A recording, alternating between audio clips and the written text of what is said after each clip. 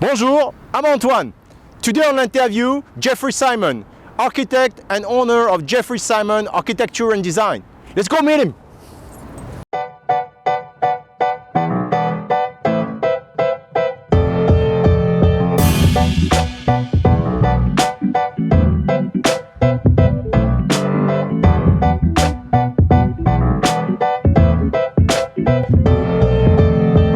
Jeffrey, hey, how are you? Good. I'm cold, but I'm good. Yeah, so am I. So thank you very much for your time. I know you're busy, so that's great. So let's dive in. So tell us, who you are. How long you've been living in New York. Where are you from? I've been in New York since college. Grew up in New Jersey. Okay. Went to Pratt in Brooklyn and have lived in New York ever since. Mostly working in Manhattan. Yeah. And just living my dream. Yeah. Living my dream. Oh, that's profession. great. That's great. So how old is the firm now? Well, since I'm 5 years old, I've been in practice. I wanted to be an architect my whole life. So, but my associates and I have been working together, I guess about 6-8 years. 6-8 years together. But it's been a continual It's a continuation, flow. yeah. I'm in my 50-something year of practice. So and this is one of your latest projects right here, correct? Yeah. We're very fortunate to have gotten into doing a bunch of schools. We've done about 14 Wow. in recent years, and they've been charter schools.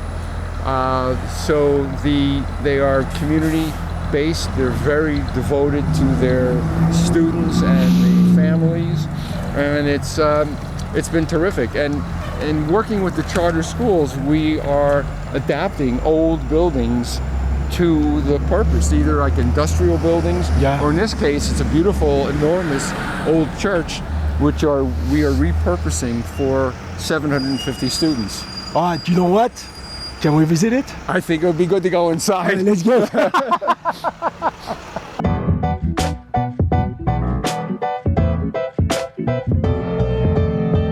So, Jeffrey, we're in this magnificent church, okay, Madison 130th.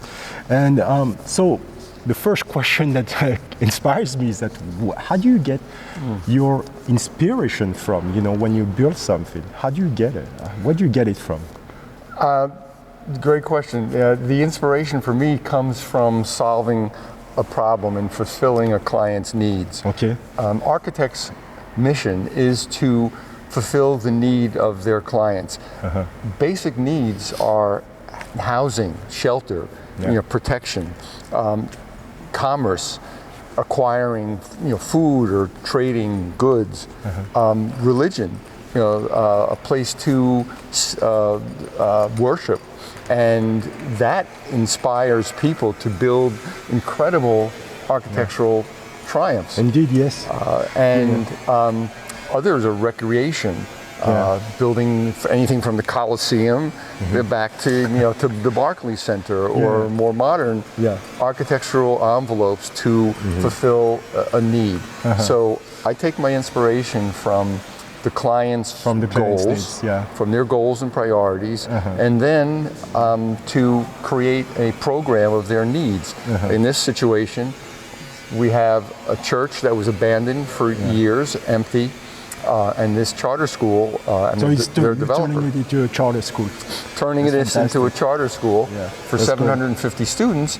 So the architect, we did the layout to show where those classrooms would be. There's a school building on the other side of the nave, and in the lower level, we're going to be creating 15 more classrooms. Okay. And our client, Capital Prep, hired us to turn this space to give it new life. So this comes to my next question: is that so? What's your favorite type of building to create? Is that buildings where people can gather, like a stadium, or is that the school? I mean, the school it's been quite prominent recently in your career. What's the most interesting and most, I would say, even the most challenging and most interesting for you to build? Well, my knee-jerk reaction is a single-family private residence. Yeah. And I've only done a few. Okay. To me, it is a sculpture to live in.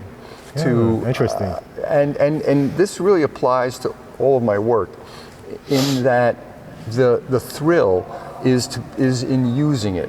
You know, when you put on a pair of gloves and it fits your hand. A house should fit your life. It should be like a set design for the play that's your life. To give it a place for the scenes to unfold and also to enhance. Let's talk about more about your firm a little bit now.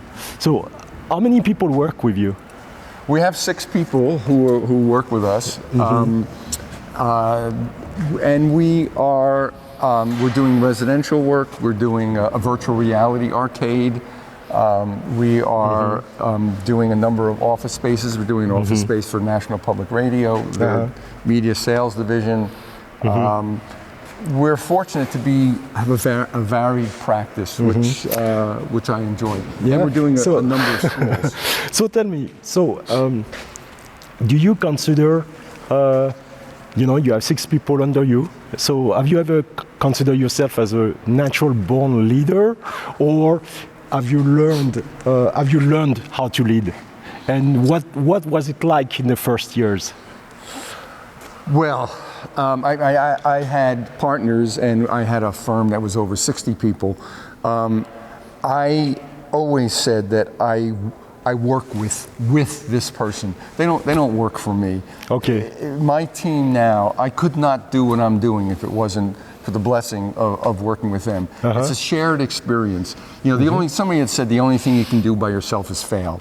What I want to do is inspire my team to express themselves, to enjoy the process. If you're not enjoying the process, do something else. Yeah. You know, and this career is just, there's so much to it, and so much opportunity to serve others, and as well as have the blessing. See, if I were a potter, I could get some clay, and I could turn a pot. For myself, but an architect needs patrons. I can't do this by myself.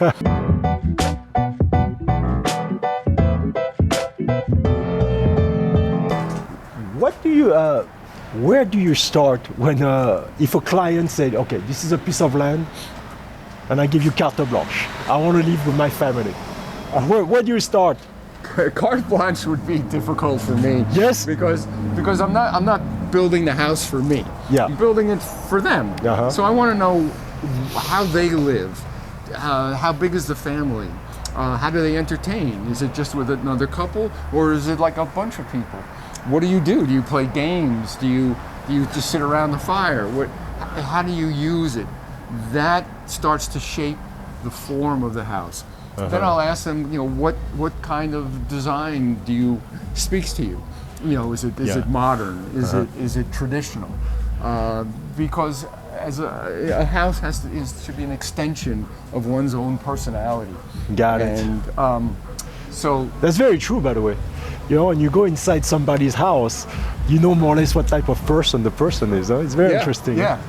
So I want to design a house for them so that it responds to them. It fits them well, and it enhances their experience. Yeah. If I had 2 clients at the same time. One was a young woman who liked to entertain, so she liked to cook, and she wanted all her friends around her while she was cooking. And then this other client, I said, "Oh, this apartment, that we're renovating would be perfect for an open kitchen." She said, "No. The door is closed. I'm cooking, and then I open the door and I serve my family." So it's style, different. Different type of theater. So it's important to design for the people who are going to use it. Got it. And they're all very, the cultural styles are different. And personalities are different.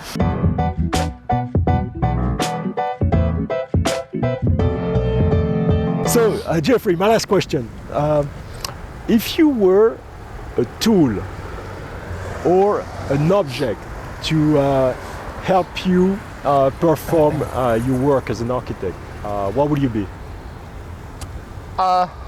Well, I think the best tool is an eye.